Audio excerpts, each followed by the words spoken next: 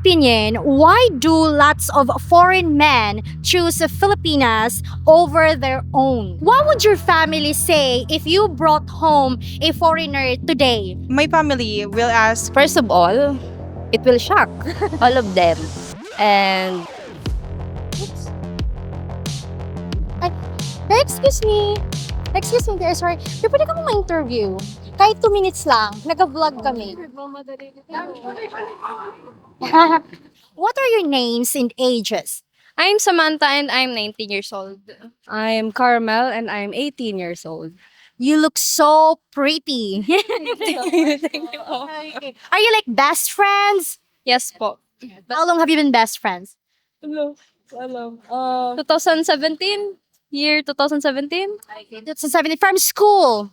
Yes po. Okay. Here's the question. In your opinion, why do lots of foreign men choose the Filipinas over their own? Sige. Sige. For me po, I think most of the foreigners speak Filipinas kasi they're very loving, very genuine po talaga ang mga Filipinas, and very caring po sila. So, yun po. Okay. Same po sa iya. Same with her. Copy paste. Copy paste. Okay. Okay, how about this one for you, Bem? Do you think Filipinas are easier to date than Western women? Yes po. Okay, how can you say so? Kasi ang mga Filipina din po kasi mas gusto nindang mag-date ng mga foreigner kaya ginugustuhan po ninda.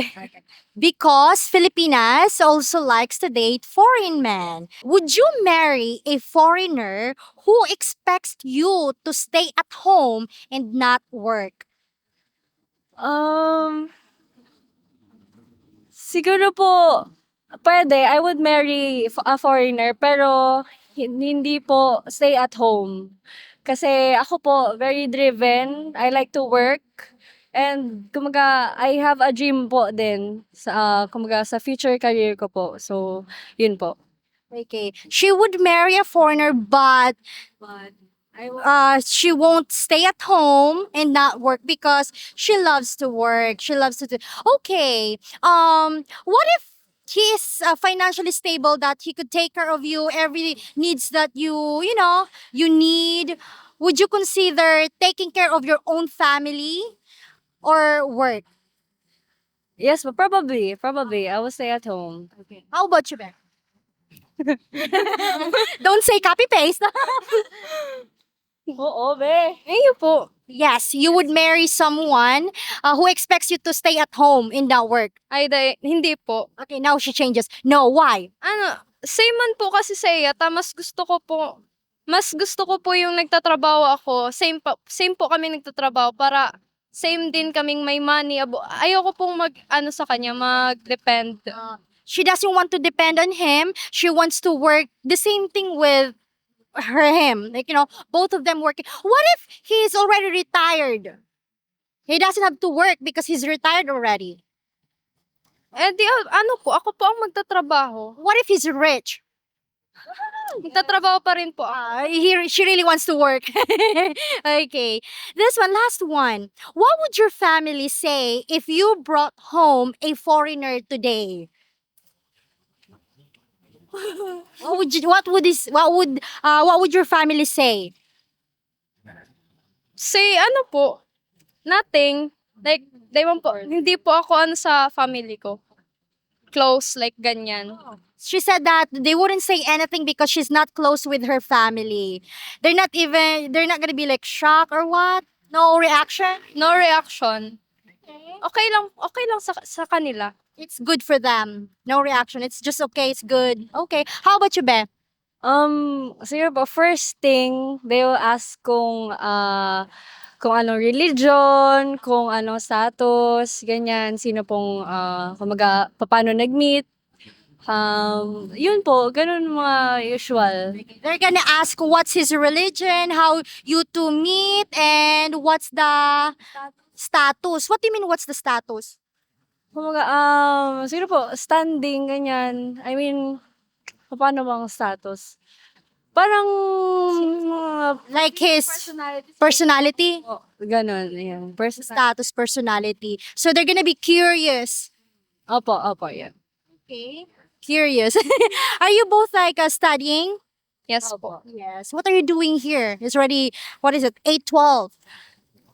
From, ano ba yan? School? Hindi po, Mall? together po kami, yes. What's your name and age? My name is Jisha and Aquino. I'm 25 years old. That's a quite long name. Okay. So how are you tonight? Yeah, a little tired.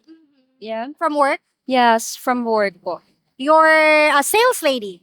Cashier. Cashier. Okay, the most friendliest people here, the cashier. Okay, so anyway, here's the question. In your opinion, why do lots of foreign men choose the Filipinas over their own? Oh, I think foreigner choose Filipina because we are kind. Whoa. We are nice to other people and also we are generous. That's why. Generous. Loving also. Okay, how can you say that we are generous? Like in what way? Sorry, you can drink. You can drink. Well, Maybe when we saw maybe we are, you know what tupad is?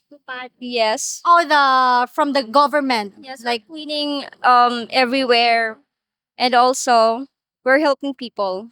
that's why we're generous because we help people. Would you marry a foreigner who expects you to stay at home and not work? Maybe because Filipina we used to stay at home as a mom and maybe So you would also do that. yeah. Okay. What would your family say if you brought home a foreigner today? I think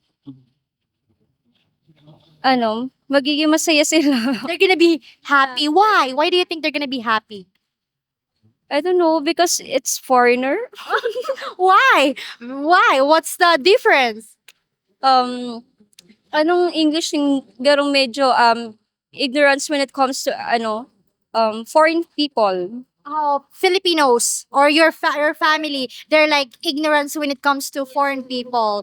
Okay. So that's the reason why they were like they're gonna be happy, you know. And also yung nauuso po yung mga afam words na tinatawag na they want to marry or they like to marry some foreigner po.